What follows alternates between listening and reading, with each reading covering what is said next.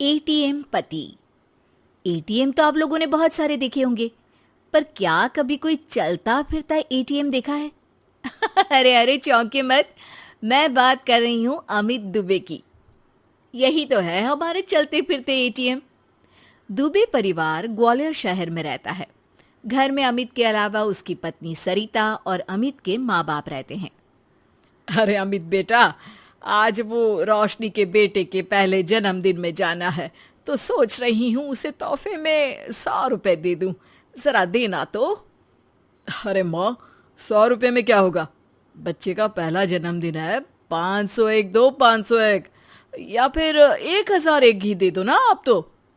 अरे नहीं नहीं बेटा, 501 ही सही रहेगा। माँ तुम टेंशन मत लिया करो, कमा रहा हूं ना मैं। भगवान की दया से हमारी दुकान काफी बढ़िया चल रही है, इसलिए तुम पैसों की टेंशन मत लिया करो। पर थोड़ी सेविंग्स भी जरूरी है ना? अरे सरिता, आज खर्चा नहीं करेंगे तो क्या मरने के बाद करेंगे? अरे किसी बात की कभी कंजूसी नहीं करनी चाहिए। कंजूसी और बचत में फर्क होता है जी। चलिए, मुझे 5,000 रुपये दीजिए, एक काम है मुझे। अरे अभी क्या काम याद आ गया एकदम से? मुझे बता तो, मैं कर दूंगा काम। तुम क्यों तकलीफ लेती हो? अमित घर से दुकान चला जाता है और रात को वो अपने दोस्तों के साथ पार्टी करने एक बड़े से होटल में जाता है। अरे आज तो मजा आ गया, क्या लाजवाब खाना था। अरे पर खर्चा भी बहुत ज्यादा हो गया। अरे भाई, तू खर्चे की टेंशन क्यों ले रहा है? आज सारा बिल मैं दूंगा, मेरी तरफ से पार्टी। अरे अरे पर अमित। वेटर, जरा बिल तो लगा देना। वेटर बिल लेकर आता है और टिप की डिमांड करता है और अमित सबके सामने दिखावे में उसे 500 रुपये टिप दे देता है। ये रखो तुम्हारी टिप।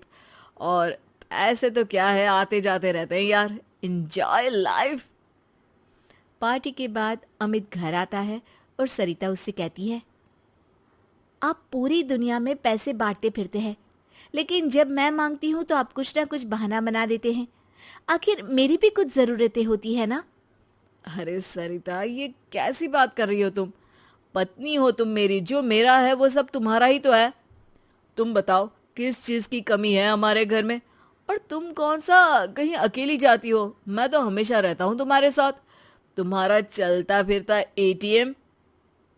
सरिता को मन ही मन में ये बात खटकती है कि अमित उसका ख्याल अच्छे तरीके से नहीं रखता है, बस दुनिया के सामने अपनी शान दिखाता फिरता है।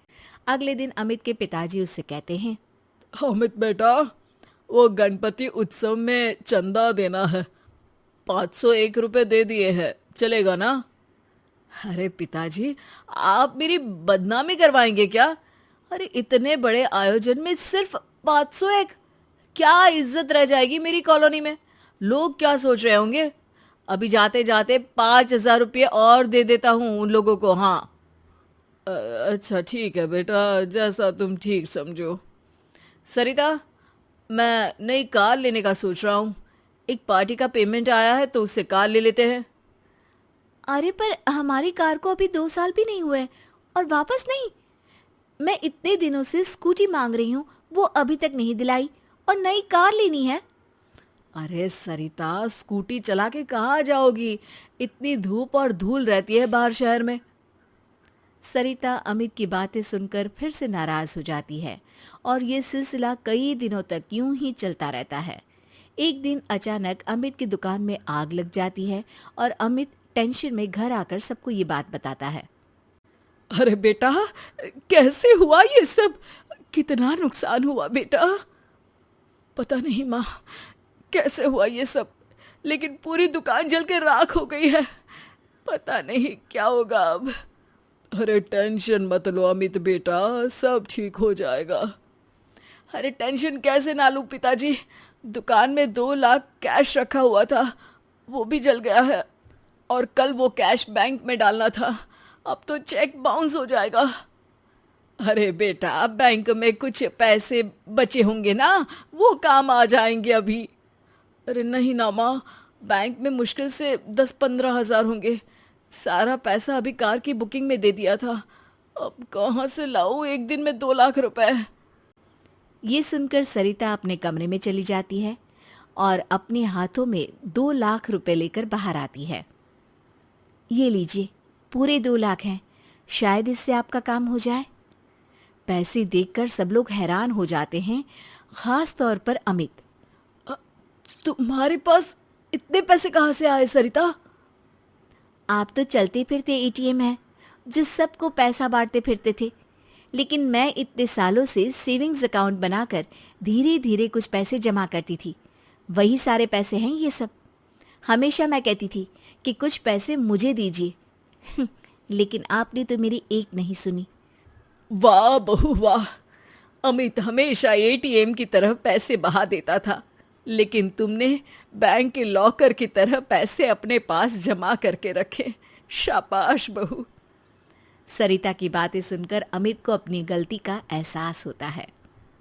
सरिता, मैं हमेशा दिखावे के चक्कर में पैसा खर्च कर देता था, लेकिन कभी तुम्हारी ज़रूरत पूरी नहीं की। लेकिन फिर भी तुमने अपनी समझदारी से ये पैसे जमा किए। आज ये पैसे नहीं होते तो पुलिस मुझे जेल में डाल देती। अब से मैं अपने पैसे एटीएम बन के बांटूंगा नहीं, बल्कि सरिता के सेविंग्स अकाउंट में जमा करूंगा।